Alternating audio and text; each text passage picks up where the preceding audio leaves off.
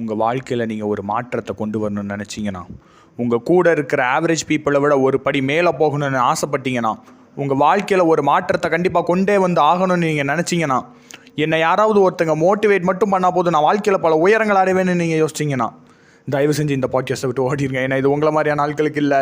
நீங்கள் போக வந்தீங்கன்னா நீங்கள் மட்டும் உள்ளே வாங்க. Welcome to the boomer tax. முதல்ல இந்த மோட்டிவேஷன்னா என்னதுன்னு கூகுளில் பார்ப்போங்க. இல்லை கூகுள் வேணாம், அந்த ChatGPTயில் போட்டு பார்க்கலாம்.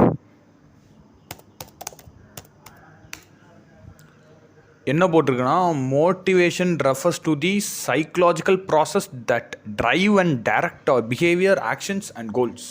அதுதான் மோட்டிவேஷனா. இவ்வளோ சிம்பிளாக சொல்லிவிட்டு, ஆனால் மோட்டிவேஷனுங்கிறது அவ்வளோ சிம்பிளான விஷயமே இல்லைங்க. இந்த மோட்டிவேஷன் இண்டஸ்ட்ரி இருக்குது பார்த்தீங்களா, it's one of the emerging markets of இந்தியாங்க. வேரியஸ் ஃபார்ம்ஸில் இந்த மோட்டிவேஷனை விற்றுட்ருக்காங்க. புக்ஸில், வீடியோஸில், கோர்சஸில் ஒரு படி மேலே போய் மோட்டிவேஷ்னல் ஸ்பீக்கர்ஸ்னே தனியாக ஒரு ப்ரொஃபஷனை வச்சு சுற்றிட்டு இருக்கிறவங்க. முன்னாடிலாம் வாழ்க்கையில் ஏதோ ஒன்று பண்ணவங்க மோட்டிவேஷனல் ஸ்பீக்கராக இருப்பாங்க. ஈவன் அவங்கள மோட்டிவேஷனல் ஸ்பீக்கர்னு இன்ட்ரடியூஸ் கூட பண்ண மாட்டாங்க. அவங்க நார்மல் ஸ்பீக்கர் தான். அவங்களோட வாழ்க்கையில் அவங்களோட ஸ்டோரியை ஒன்று சொல்லுவாங்க, அவ்வளோதான்.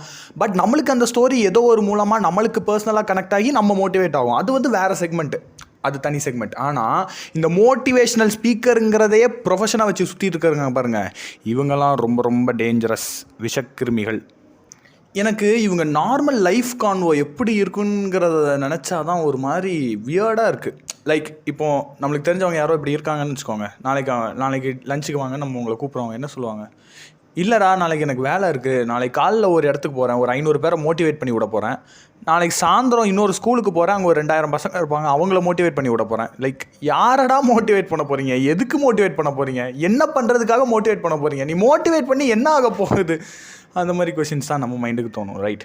அண்ட் ஏன் நீ இதை பற்றி இவ்வளவு ஆர்வமாக, இதை பற்றி இவ்வளோ வன்மமாக பேசுகிறேன்னு நீங்கள் கேட்டிங்கன்னா, I am too a victim of it. இந்த மோட்டிவேஷ்னல் ஸ்பீக்கர்ஸின் செஷன்களில் சிக்கி சின்ன பின்னமானவர்களில் நானும் ஒருவன். அதனால தான் நான் தான்டா பேசணும் இதை பற்றின்னு பேசுகிறேன்.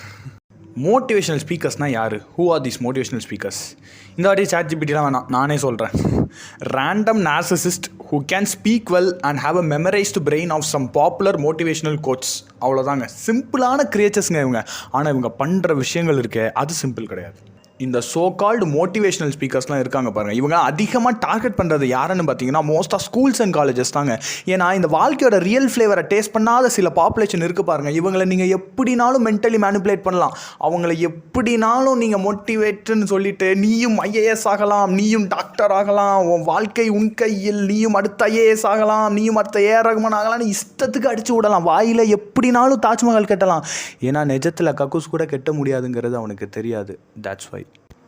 அதனால் எப்போவுமே இந்த மேனிப்புலேட்டிங் மாஃபியாஸ் மோட்டிவேஷ்னல் ஸ்பீக்கர்ஸ்ட்டு இருந்து கொஞ்சம் விலகியே இருங்க. ஏன்னா மோட்டிவேஷனல் இஸ் நாட் சம்திங் எக்ஸ்டர்னலுங்க. மோட்டிவேஷன் எப்போவுமே இன்டர்னல் தான். நீங்கள் வாழ்க்கையில் கொஞ்சம் அச்சீவ் பண்ண யாரனாலும் எடுத்து பாருங்களேன், அவங்க எல்லாருமே ஏதோ ஒரு இன்டர்னல் ஃபேக்டர்னால தான் மோட்டிவேட் ஆகிருப்பாங்க. ஃபார் எக்ஸாம்பிள் ஒரு நெல்சன் மண்டேலாவை எடுத்துக்கோங்களேன். மனுஷன் 27 வருஷம் ஜெயிலில் இருந்தாருங்க. ஆனால் அதுக்கப்புறம் வந்து பிரசிடென்ட் ஆனார்.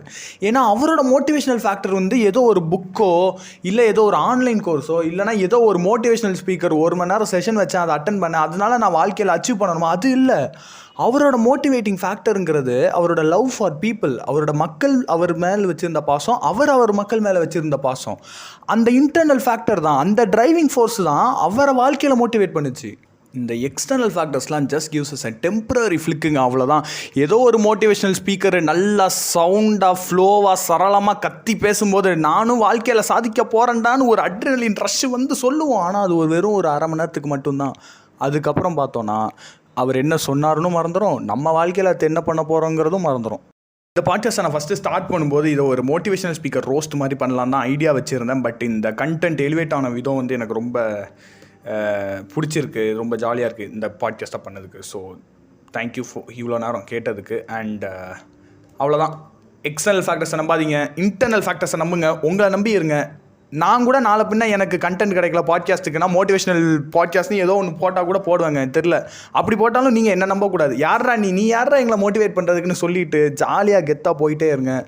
அண்ட் இன்னொரு பாட்காஸ்ட்டில் உங்களை சந்திக்கும் வரை உங்களிடமிருந்து விடை பெறுவது I am Anto Mario, signing off. Bye boomer tax.